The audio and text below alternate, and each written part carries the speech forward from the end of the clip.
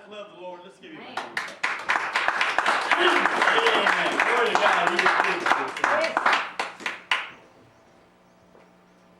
A long time ago, y'all have heard the story of Joseph and how did his brothers become jealous of him, and they sold him into slavery, and they took him to Egypt. And it's pretty rough on Joseph for a long time. He was sold to a master that tried to be good to him, but his wife accused him. They threw him in prison, and he spent 13 years in prison.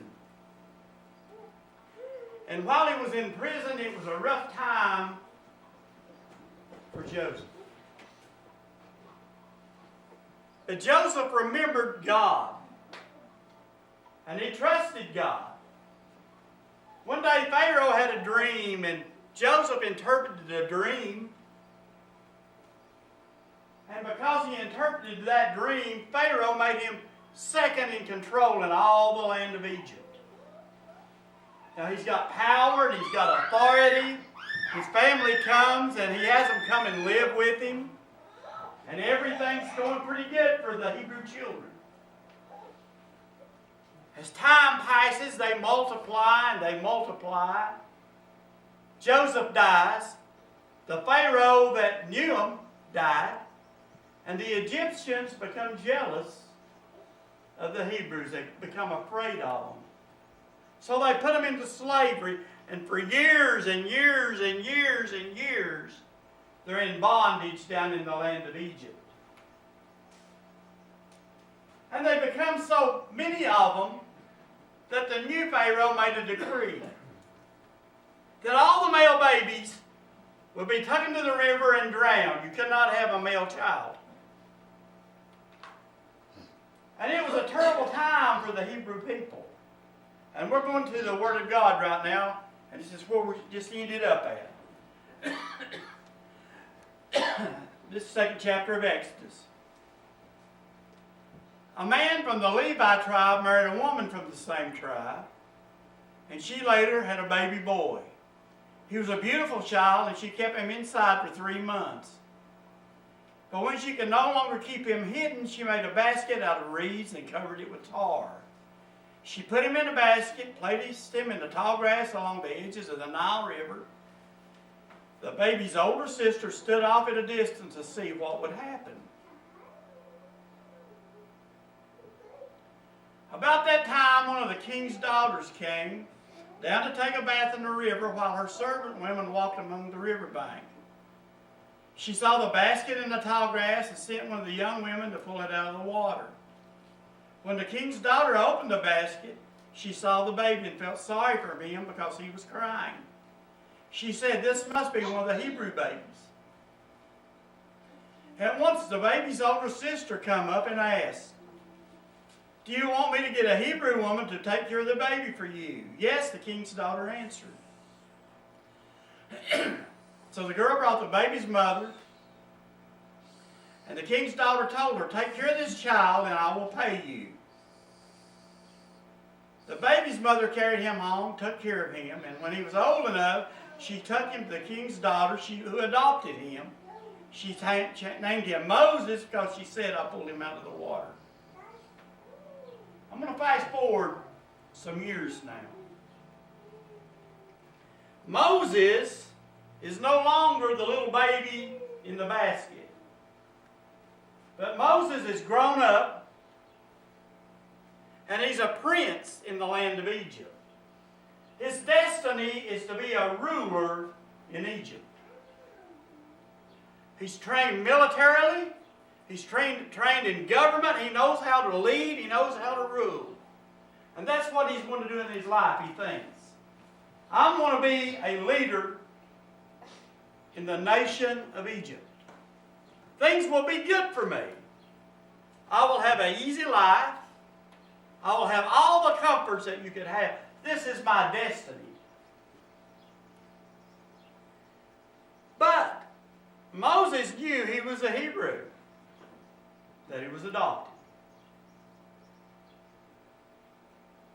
Moses also had compassion on the other Hebrews. One day as he was walking outside the city watching, one of the Egyptians' guards began to beat a Hebrew slave. Moses became angry, and he killed the Egyptian. When they found out about it, a price was put on his head. He was wanted. And he ran into the desert for his very life. Now you've got to understand, Moses has never been in the desert. He's had all the comforts of home since he was very young. And now he's out in the wilderness where there's nothing but hot sand, animals that was going to kill him, and he's sort of afraid. It's a strange environment for him.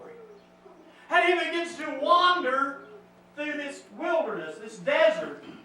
And everywhere he travels, he thinks, my life is over. I've given up everything that I would ever have. I'm stuck in this desert.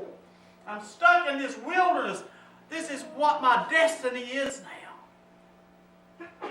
And he wandered, Rick, and he wandered and he wandered. And one day he come up on a well. And around that well, there was some girls that were tending sheep. And all of a sudden, some men come in with another herd of sheep, and they tried to drive the women off. Moses intervened and drove the men off, and one of these girls were Jethro's daughters. So they took him home to Jethro. He married one of the girls. He had kids. Now this prince of Egypt is no longer a prince of Egypt. He forgets that he was a prince. He forgets that he was a Hebrew. All he sees is, I'm a shepherd. And every day of my life, I'm tending these nasty sheep over here in this desert and this wilderness. I'm so sick of smelling sheep. I can't stand it. And it goes on and on and on, day after day, year after year. It seems like he spent a lifetime there. And he thinks, I'm stuck in this wilderness. I'm stuck in this desert. I will be here till I die. This is my destiny. 40 years. In the wilderness. 40 years in pain and hurt and depression and aggravation. So he got up one morning, just like he had every day, and began to take the sheep out. And he looked up on a mountain, and he saw something he didn't understand. There was a tree on fire, and there hadn't been no storm, there hadn't been any lightning. And he watched that tree, that bush that was burning on the tree. And it didn't burn up, and that was odd. So Moses decided he would go up to the top of the mountain. And when he got up to the mountain, he looked at that bush, and he thought he would get closer to that bush. All of a sudden, a voice spoke to him. Moses, take your shoes off. You're on holy ground. Moses didn't know God. He'd heard of him when he was small, but he didn't know God. God called him and he said, Moses, I have chosen you to go to Egypt. Tell Pharaoh to set my people free. And he said, God, who are you? And he said, I am that I am. And you tell them that I am sent you. Now see, for all these years in the past, Moses had been a simple shepherd. But that burning bush experience began to change everything in his life. You know the story. He went back to Egypt, and all the miracles that God done, all the plagues that come, the Egyptians finally set the Hebrews free. And they could go where they wanted to go. Because Moses had that burning bush experience, his life changed. Maybe we need that burning bush experience. Maybe we need to experience the power of God in our life. Maybe we need to hear the voice of God and listen to what He's saying us to do. He's telling us something to do. He didn't save anybody just to sit on a bench. He saved us with a purpose. We have a job to do. But you may be out in the desert this morning. But maybe your desert's not like Moses' desert was. Maybe it's not covered with sand and wild animals and heat. Maybe you're in a desert of depression this morning. And you think that this depression is your destiny. That your purpose in life is to be depressed every minute of your life. So you're going through life and you're depressed about everything. And you see no hope. There's no way out, no escape. You're even depressed about being depressed. And you can't get over the hump. What you need is that burning bush experience. You need to hear from God. You need to hear His voice and know what your purpose in life is. And that's not to be depressed. Or maybe you're in that desert of loneliness. Anybody in here ever been lonely? Hey, man, I am. My heart's cried because I was lonely. I've been brokenhearted because I was lonely. And I found myself sometimes in that desert of loneliness. And it seems like you have trouble making friends. And it seems like, wow, man, I finally made a friend, and 2 weeks later, man, y'all have a racket and it's gone. It's busted. You're no longer friends. And you're in that desert of loneliness and you think that's your destiny. You'll never have a friend. Nothing will ever work for you. You need that burning bush experience. You need to hear from God and He'll tell you, I'll always be your friend. I'll always be there. Maybe, just maybe, you're in that desert of fear.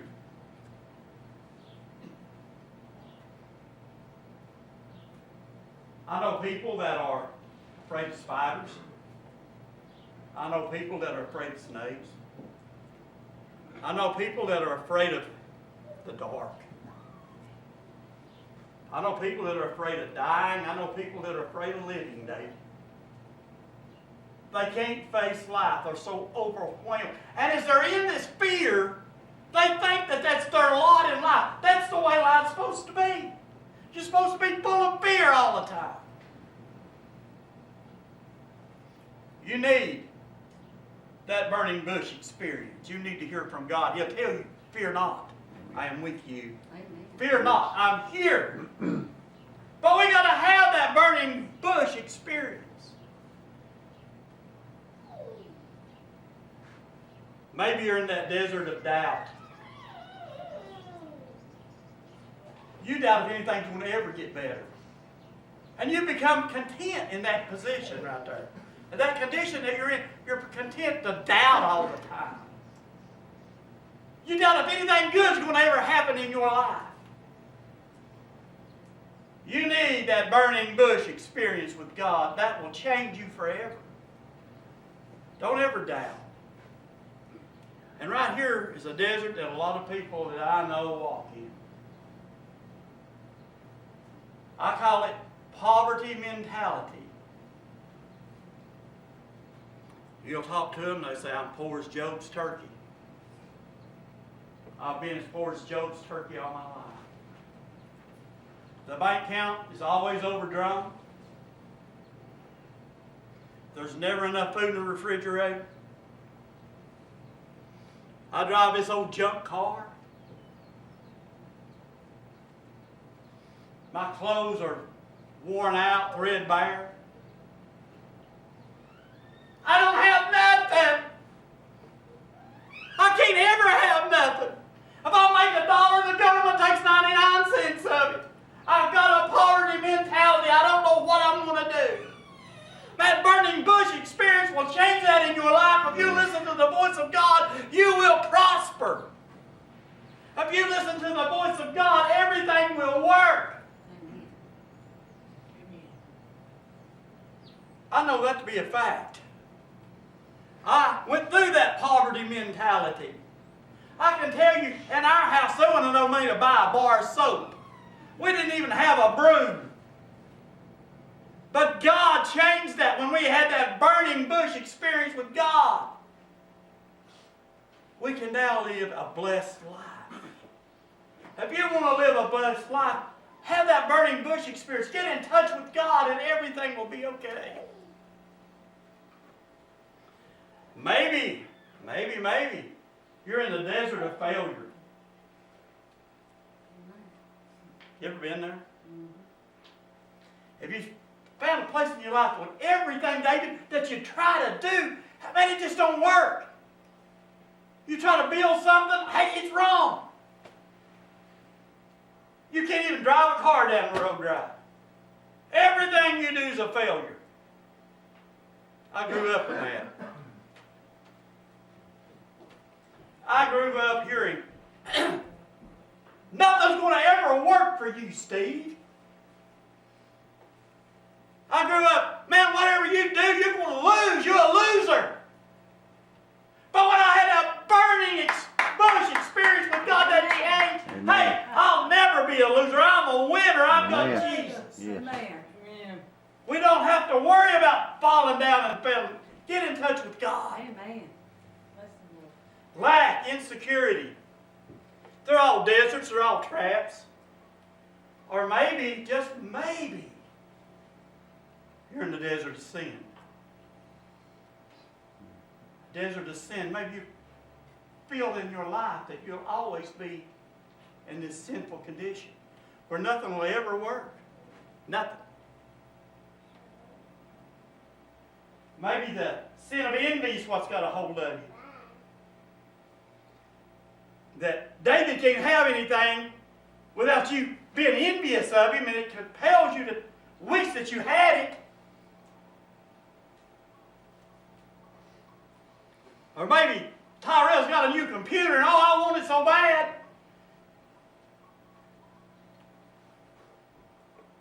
Get beyond that junk. Get in that burning bush experience with God and let Him change you. Amen. And just maybe, you're in the desert of lust. That you can't look at somebody of the opposite sex without having wrong thoughts. You're consumed, you're compelled, you're tormented by it. And you try to fight it, and you can't. You'll never be able to until you have that burning bush experience with God. It'll change your life. It'll change everything about you. Yes. Pride. It's a desert you don't want to go to. The Bible says pride comes before destruction. If you want to be proud of anything, be proud of what the Lord's done in you. Amen. Yes. Have that burning bush experience. Jealousy. You need a burning bush experience. Gossip. Get a little bit personal. Gossip will destroy families. It'll destroy your life. It'll destroy your character. I know firsthand what gossip will do to you. I've had people, David, gossip of me, run the dock, tell her lies like a dog. I've had one individual come and told her I was down on Broad Street with a carload of girls. I've had somebody see me go in a liquor store who's in there buying liquor, getting drunk. Gossip, trying to destroy your character. They didn't know I was going into the liquor store to pay the rent. Gossip, it will destroy you. Oh, do you know what Jimmy done? Oh, I seen him. Let me tell you what I seen him do. All I'm doing is sticking a knife in him. I need to be praying for Jimmy. I need to be praying for Bobby and Sierra and all of y'all. We don't need to be flapping our jaw and gossiping and telling what we think we seen. And what we seen wasn't what we seen anyway. We need that burning bush experience with God. It will change you forever. Hatred. Boy, it's a bad one to have. Prejudice. When I look back here at high and I look here at ye, I should never see a difference. When we look at a black person or a white person, we should never see the difference. But we got more on prejudice. If somebody's hair is different than yours, you don't like them. If they're tall, the short people don't like them. If you're short, man, the tall people is different. It's always that. We're prejudiced in any way we can be. We might be prejudiced, Jimmy, because one went to DB and one went to Central. We might be prejudiced because one drives a Ford and one drives a Chevrolet. We might be prejudiced because one's a Republican and one's a Democrat. My God, get beyond it. We're children of God. Amen. Our blood is the same. There's no difference in it. Jesus died for us all. If you're in a wilderness this morning, look for that burning bush and run to God. He's trying